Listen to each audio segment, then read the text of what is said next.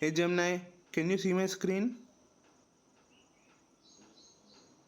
Yes, I can see your screen. It looks like you're on your phone's home screen.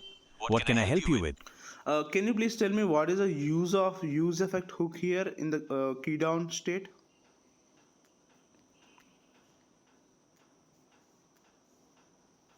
Okay, I see the code snippet you're looking at.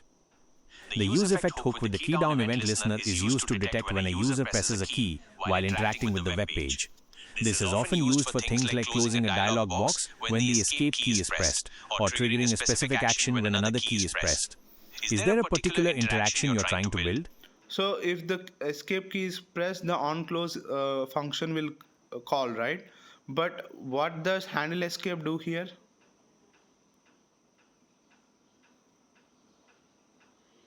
Handle escape is the function that's called when the escape key is pressed. It prevents the default behavior of the escape key and stops the event from bubbling up to parent elements. Okay, if it is This an arrow function, how can it able to get the scope? Will its scope remain to use effect, or uh, its scope go out of use effect? As an arrow function, handle escape will inherit the scope of the use effect hook. This means it can access any variables or functions defined within that use effect. So in this case, it can access the onClose function. So use effect has this on close event, or it's part of use effects this.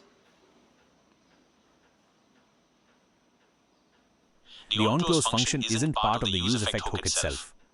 It's a function that's defined within the component and then called inside the use effect when the escape key is pressed. Think of use effect as a way to run code at certain times in the component's life, and onClose is just a function that you want to run when that specific event happens. Let's suppose there is a case where use effect is dependent on a particular state, but that particular state is not accessible by use effect because it's not in the scope of its this. Is it possible like that?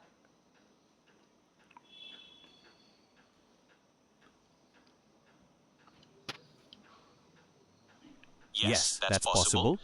If a state variable is defined outside the scope of the use effect hook, it won't be directly accessible within it.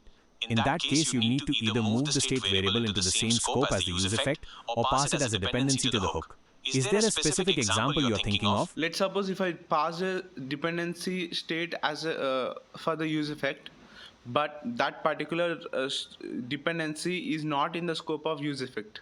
How will use effect able to mount itself when there is this kind of situation?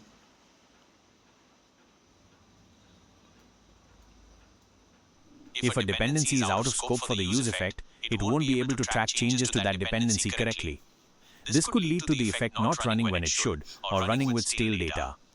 To fix this, you'd need to either bring the dependency into the use effect scope or use a ref to hold the value. Does that make sense? Yeah, got it. Thank you.